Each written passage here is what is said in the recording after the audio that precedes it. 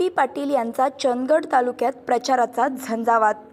गोपाळराव पाटील, कल्लाप्पा भोगण, नितीन पाटील, प्रभाकर व कार्यकर्ते यांच्या पाठबळावर विजय निश्चित। 2019च्या निवडणुकीत मला इतकी मते मिळाली। त्यावेळी मला चंदगड तालुक्यातून राजकीय नेत्यांचे पाठबळ नव्हते, त्यामुळे मी चंदगड तालुक्यात कमी पडलो।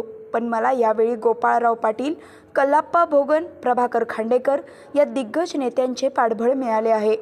त्यामुळे यावेळी माझा विजय निश्चित असल्याचा विश्वास महाविकास आघाडीचे बंडखोर नेते व अपक्ष उमेदवार आप्पी उर्फ विनायक विरगोंडा पाटील यांनी चंदगड तालुक्यात विविध गावांच्या गाठीभेटी दरम्यान दिला आहे।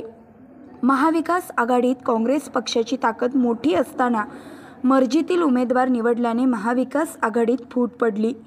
उमेदवार लादल्याने आम्हाला बंडखोरी करावी लागली।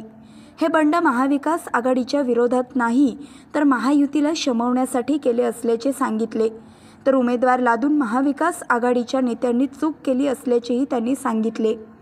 मागील 2 वेळेचा अनुभव व चंदगड तालुक्यातून मिळालेल्या दिग्गज नेत्यांचे पाठबळ यामुळे 23 तारखेचा गुलाल आपलाच असेल असा विश्वासही त्यांनी व्यक्त केला।